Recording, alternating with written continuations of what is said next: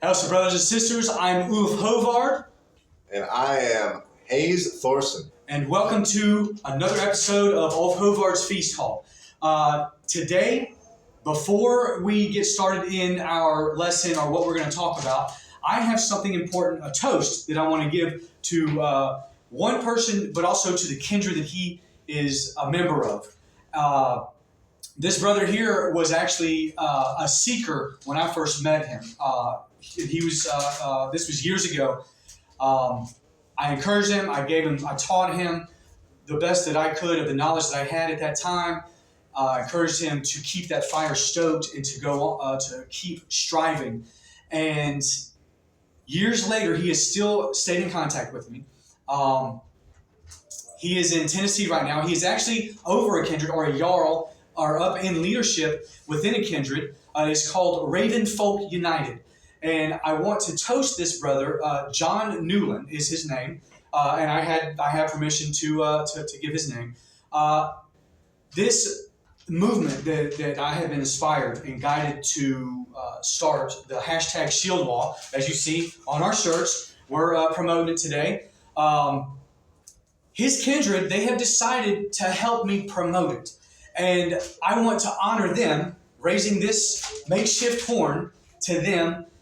Thank you, brothers and sisters, for helping me in this venture. I feel very led by the gods and goddesses and guided to help those that are suffering and battling with depression, anxiety, mental health issues, suicidal thoughts, and also attempts. And I would love to see this spread like wildfire throughout all of Midgard. To let's stand strong in this shield wall with our friends, brothers, sisters, family that are struggling with this. So, John, Raven Folk United, I lift this horn in honor for you. May the gods and goddesses guide all of you and your families and success in all of your endeavors. Skål. Skål. So, let me put this up. All right. We only had one person actually suggest or request a certain area to discuss in this particular episode. And what they wanted to hear was us discussing and going over our holy days and the bloats that are conducted in that, which is good because there's a lot of people that don't know them.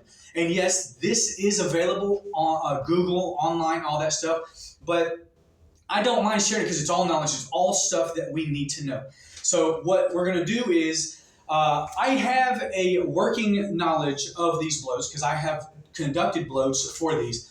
But I went and researched a little bit more. I actually learned some stuff about some of these that I did not know and that I want to share with y'all. So I'm going to go over the first 6 months, and then Hayes here is going to go over the second. Now, these are the major bloats and holidays.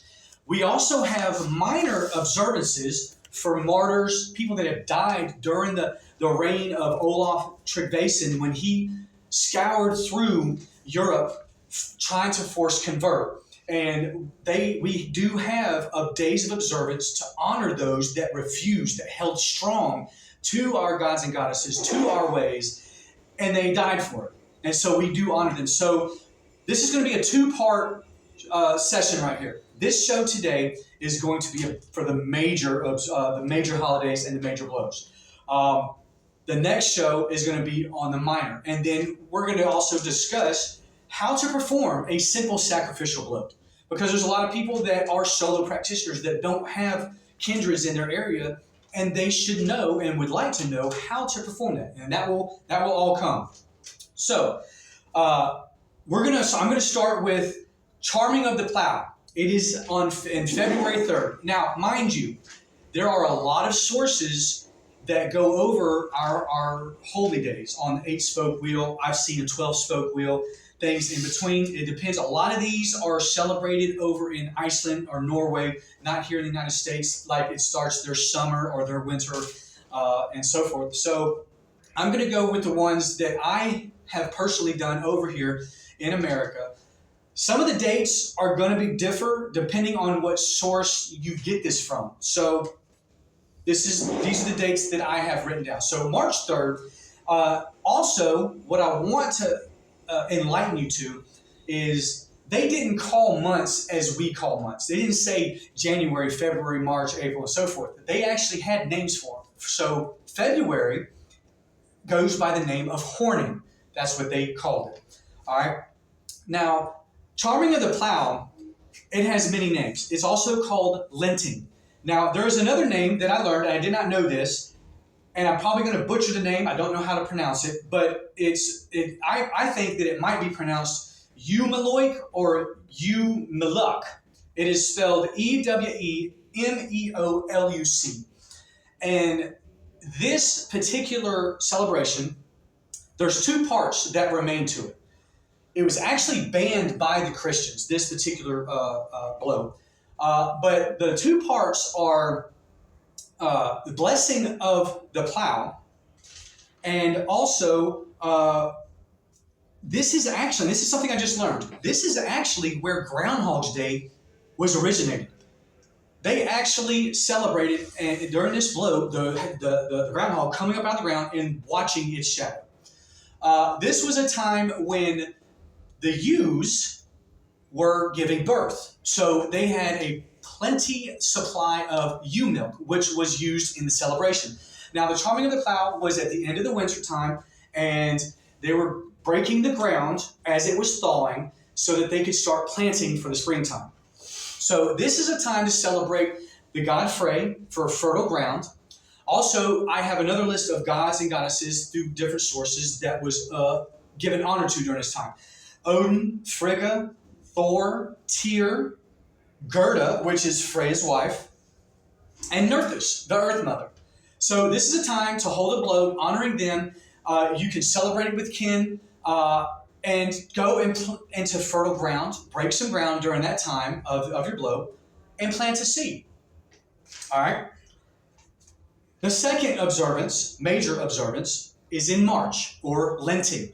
And it is the spring equinox, or the vernal equinox. Now, we all know that this is the changing, going from winter into spring, new life, new birth, rebirth, and so forth. It also has some different names. They call it Eve Night. They call it the High Feast of Ostara, or Summer Finding. There's an interesting fact here, and I know it's a fact because I have done it just to prove it. The Earth's alignment on the equinoxes, the Earth is straight up and down. The poles are even. You can actually take an unboiled egg, fresh from the supermarket, sit it on the table, and it will actually stand up because the magnetic poles are even. It creates a balance. Any other time, the day before or day after, you could do that same thing and the egg's going to fall over. But because at that particular day, the Earth is straight up and down, you can sit an egg. It's so crazy. That's science.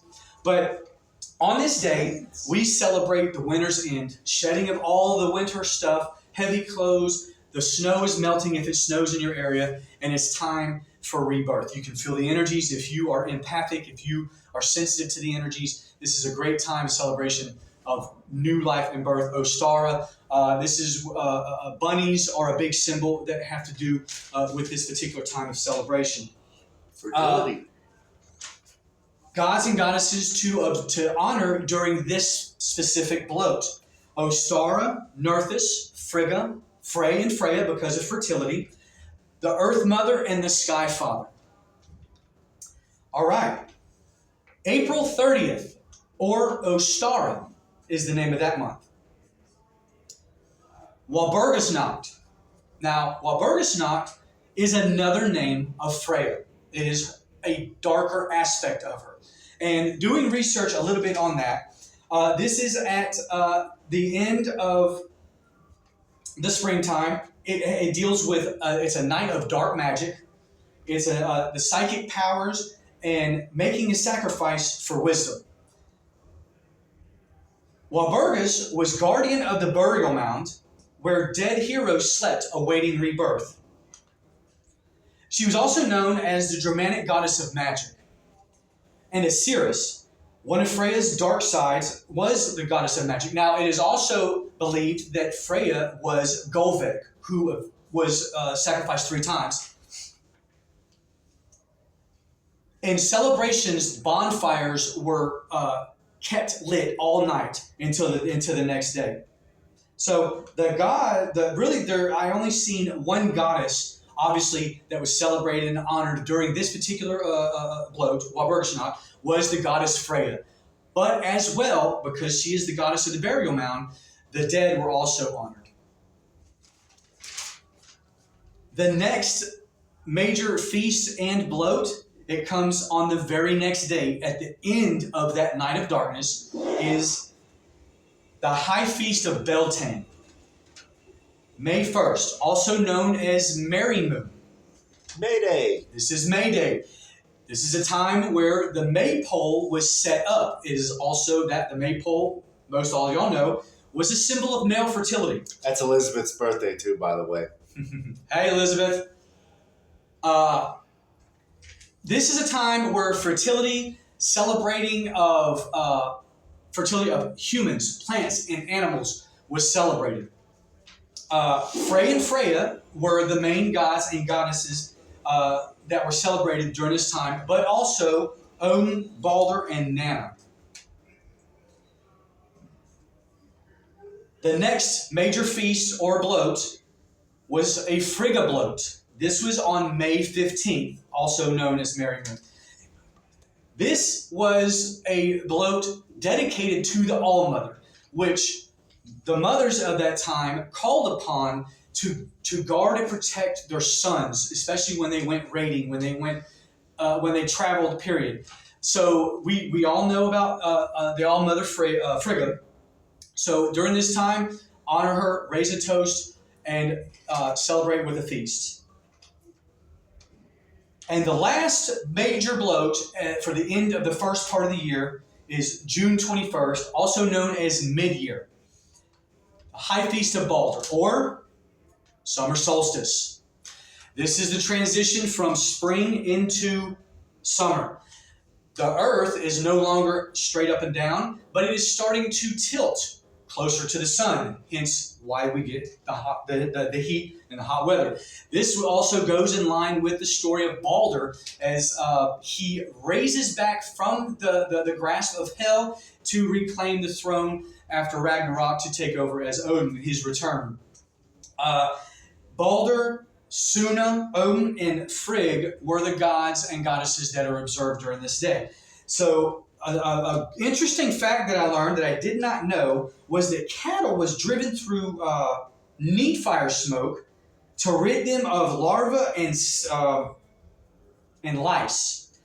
Herbs were gathered at this time, have more potency, and skinny dipping on the eve of this was considered good luck. So I don't suggest skinny dipping in public where it's not really appropriate. So if you're going to do that, do it appropriately so that you don't get in trouble or disrespect anybody.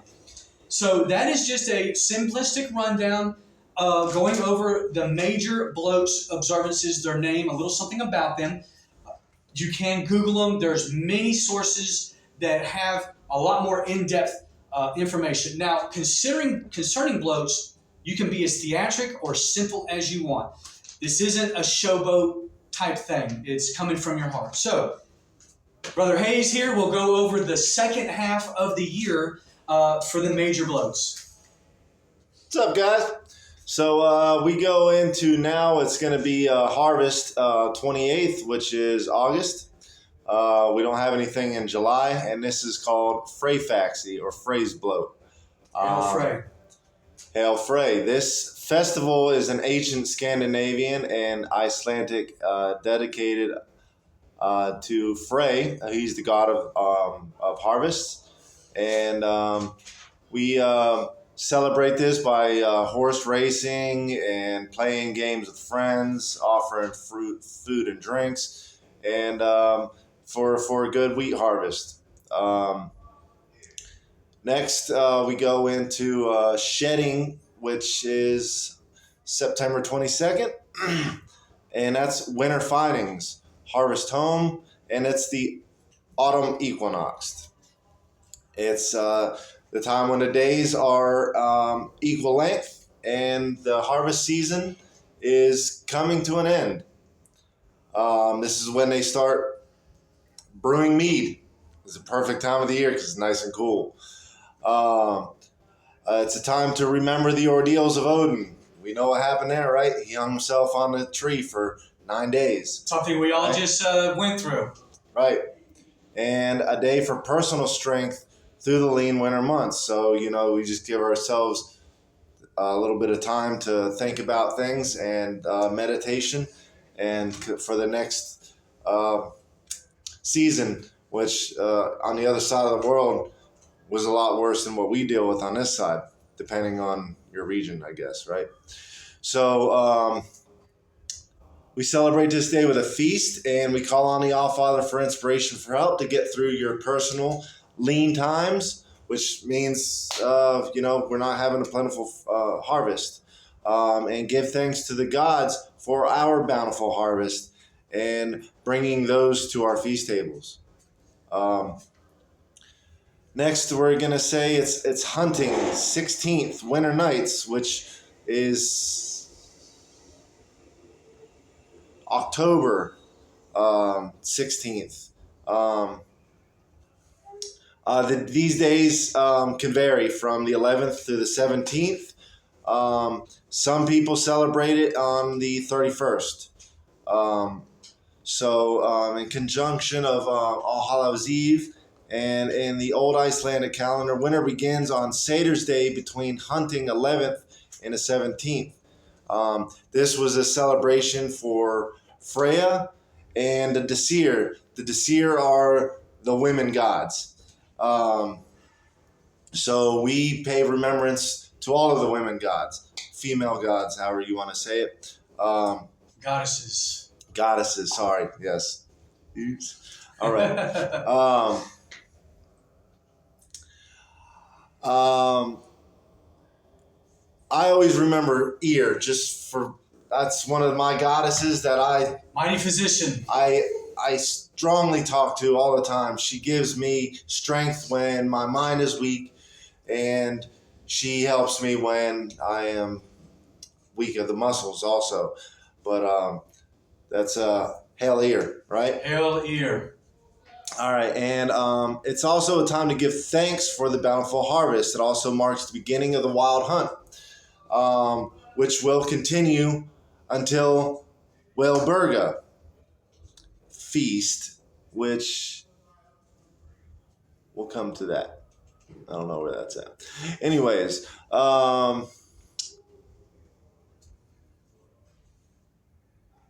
during this time, we would like to pay remembrance to our female ancestors. You look at pictures of them, or think of the great times you guys share together, how they helped you through your family.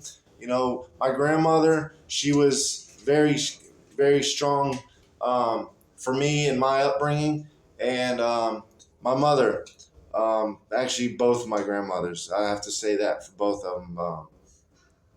Hail the grandmothers. Hail. And at this time, we like to do it. We make an offering to the Disir and the earth by pouring a bit of milk or mead or ale into the life-giving earth, right? So that's how we celebrate winter nights.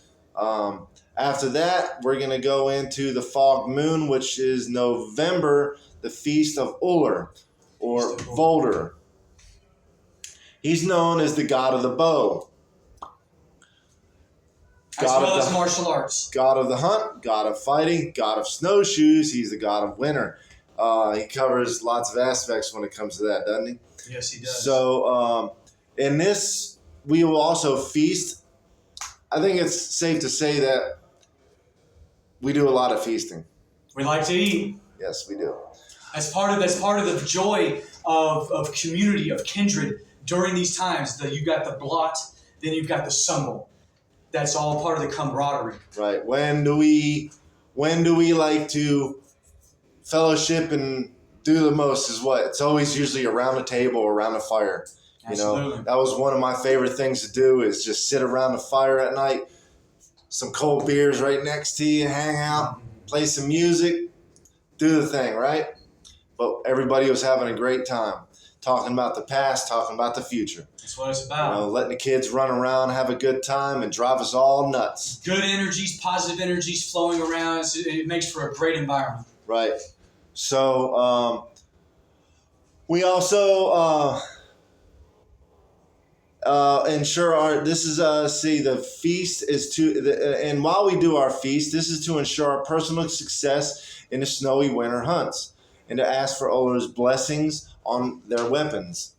Okay. Thus, the family and the tribe had a plentiful supply of meat during this cold, long months ahead, and we feast, give thanks for the meat at your table, and ask Oler for the success of your true studies and spiritual growth. True as in your, let's say, spiritual growth, or true is like honesty, and this is TRU, but it's, my learning honest is like, you say, Aza true, we are true to the Assyrian gods, which means we honor. So this is something we ask for success in.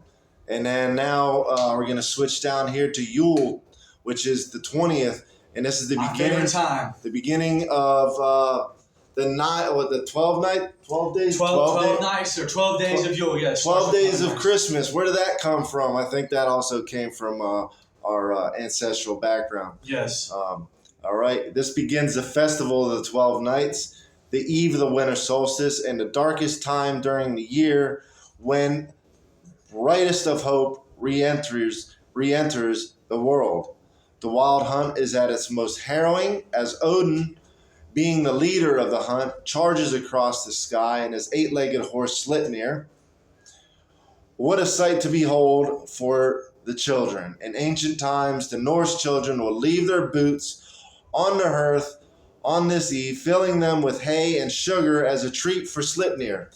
Odin would in turn leave them a gift for their kindness. Where do we get this idea? Does this have something to do with the stockings and candy and cookies and milk and all that kind of stuff? Mm-hmm. Well, let's think about this a little bit, right? All right, this is a time for the feast and kinship. Light a Yule log, decorate and exchange gifts. Honor all our gods with a toast. Leave a little treat for Sleipnir upon retiring. On this eve, we should also honor our mothers and the family line. Tell stories of our people, both past and present. And this is actually one of my favorite holidays. This is the time when I took my oath of profession to the gods, when I went from being a seeker to full-fledged a member on this path. Yes, this is my anniversary time as well as my favorite time. That's it. That's the major blows for the year in our wheel. A lot of you are already going to have this knowledge. So this particular episode or 2 episodes are going to be for those that are still learning, new to this path, and that wanted to learn this. I hope that this was helpful to y'all. And I hope that it will help you grow.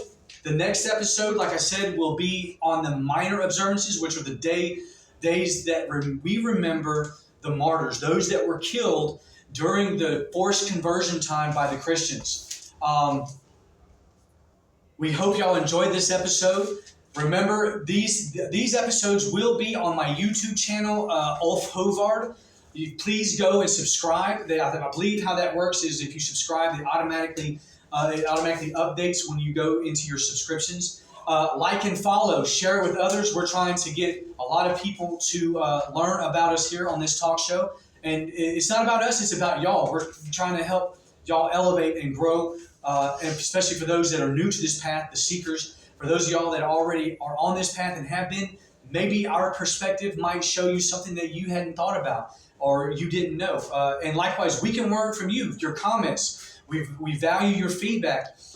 Please, any area that you would like us to talk about, you would like our perspective on, please leave them in a comment, or you can send them to my email, hovardulf@gmail.com, and we will work on that. We will, if we don't already know it, we'll put the research in and we will talk about it. I personally, I've been on this path for 20 years. I don't know everything because been limited on the resources that I have available to me, a lot of what I have gotten is from when I've traveled to within, to that inner well, and sat with the gods and goddesses and have meditated, and my own meditations from what I have studied. So remember, hashtag Shield Wall. Join, be a member of the Shield Wall, and help those that are battling with depression, anxiety, mental health issues. We love all y'all, and we will look forward to the next episode.